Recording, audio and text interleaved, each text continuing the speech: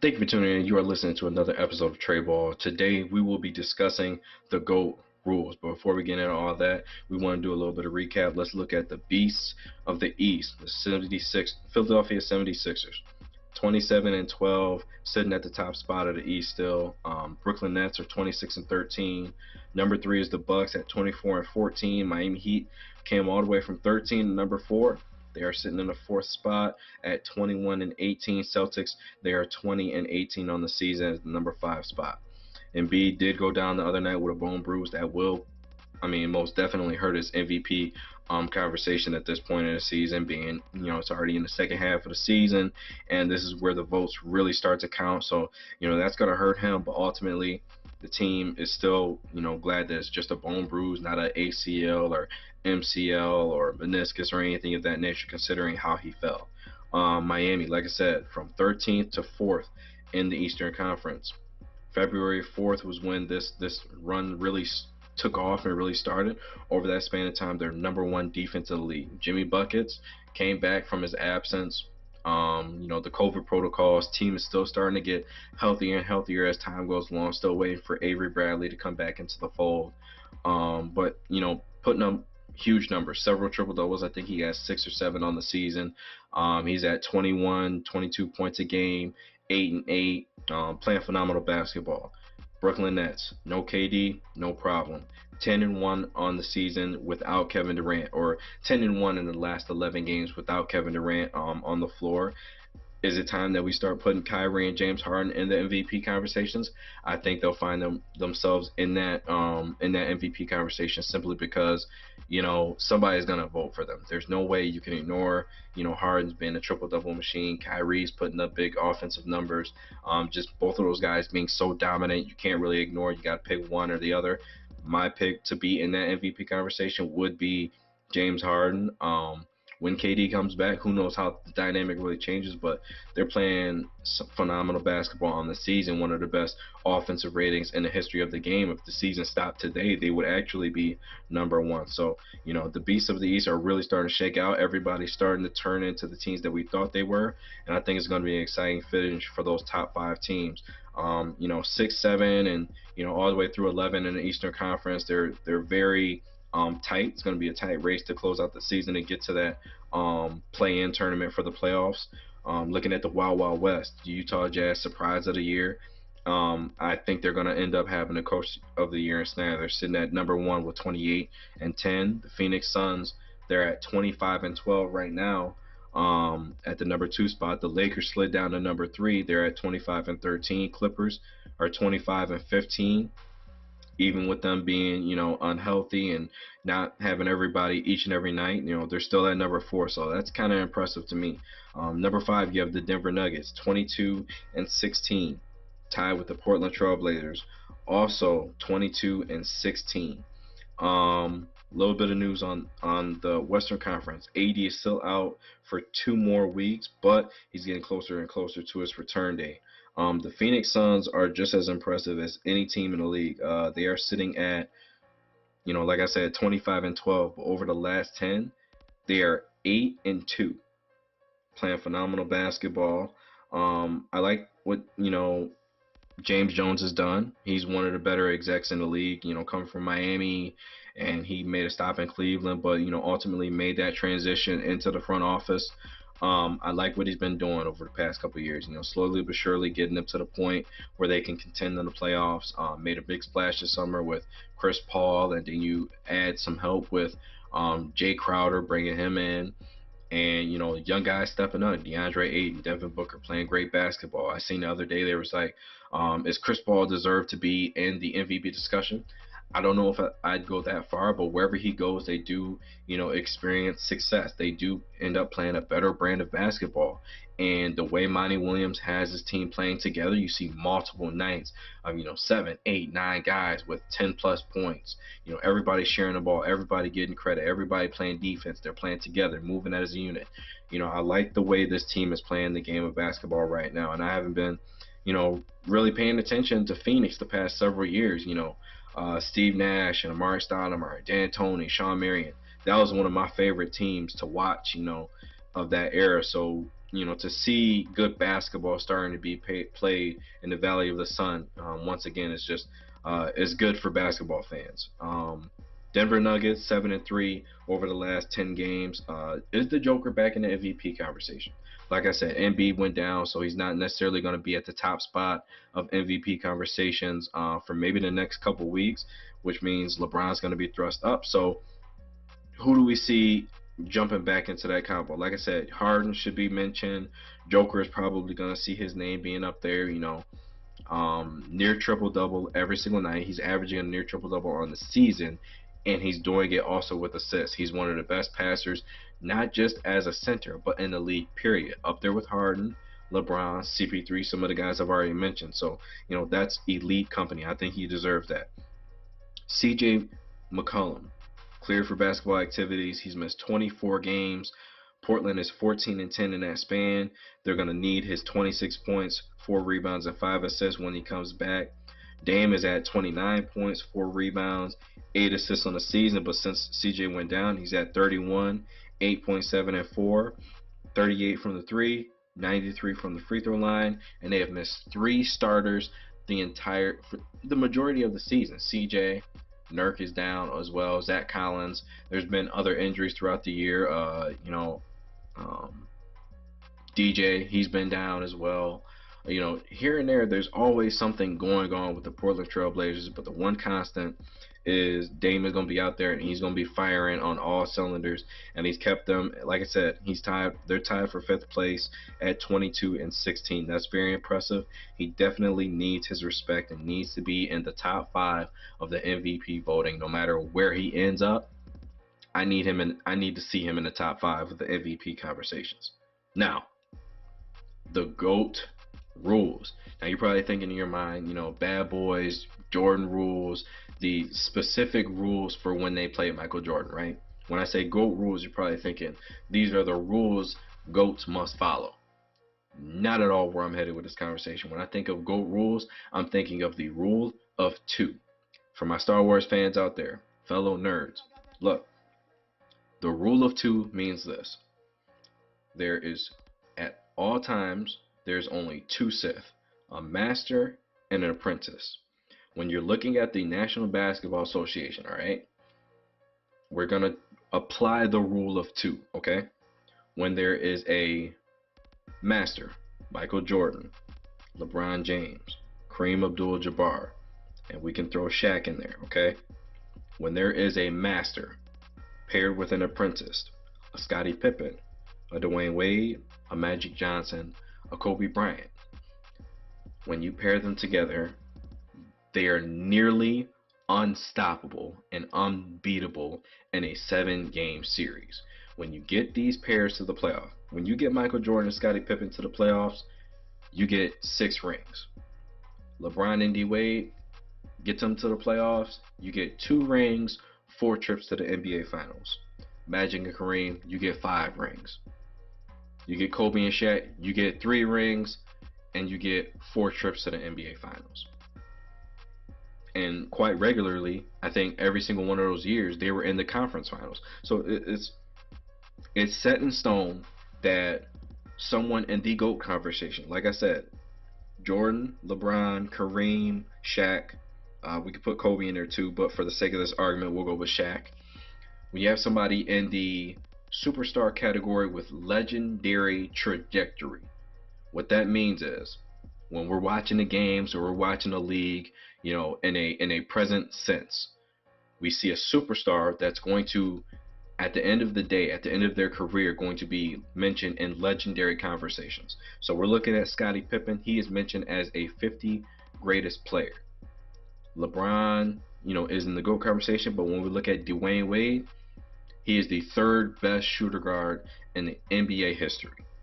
We're looking at Magic Johnson, greatest point guard in NBA history.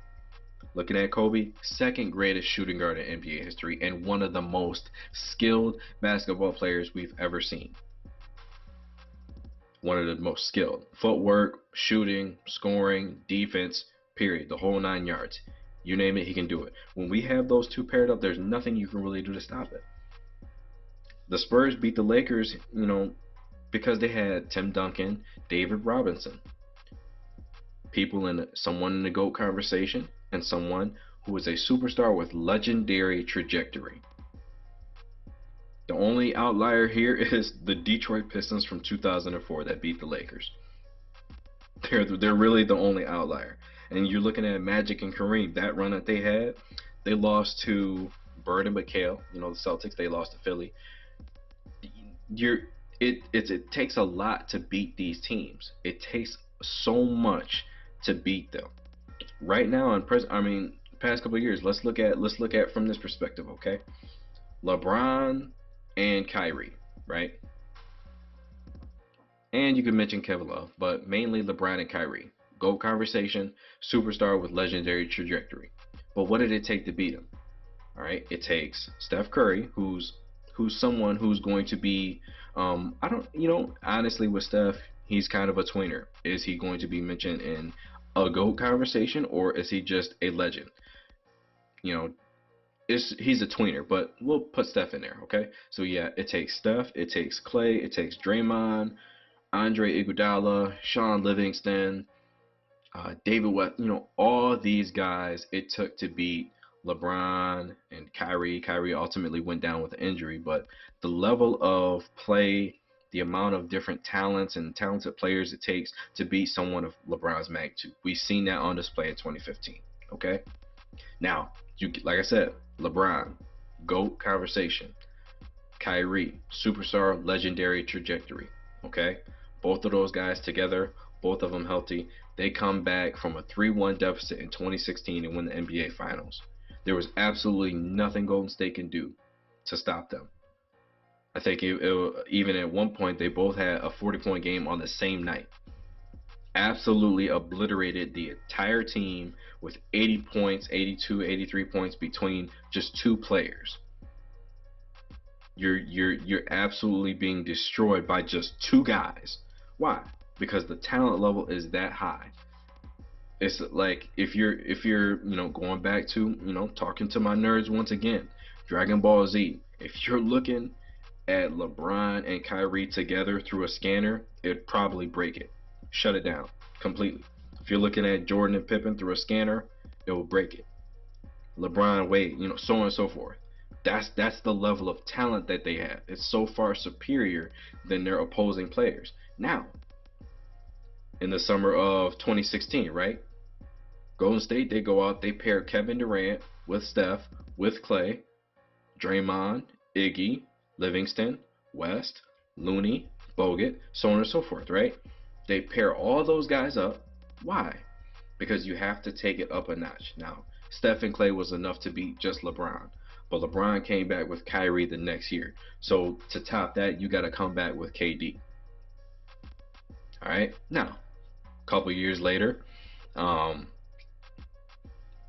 the rule of two is now completely and utterly in favor of LeBron and Anthony Davis. Why? Because there's not two players on any team that's more talented than those two. There's not a single two. Doncic and KP, not even close. Murray and Joker, they had a couple of good games, but not even close. Dame and CJ, no. Steph Clay, no. Kawhi, PG, no. There's not a single duo that can match up with them. And on both sides of the ball, offensively, LeBron is shooting the three ball a lot better than he has, a lot higher clip than he has throughout the entirety of his career. Anthony Davis being able to score inside, outside, mid-range, block shots, on-ball defense, post defender, rotating, on-ball, off-ball defense, being able to guard someone like Kawhi Leonard on the perimeter, or Paul George, being able to switch out, or being able to guard somebody like Westbrook on a switch, or guard James Harden on a switch and not need help and be perfectly fine. That's next level capability. But if you go on the other side, he's a complete mismatch for whoever's checking him. 1 through 5, it doesn't matter. He's a mismatch.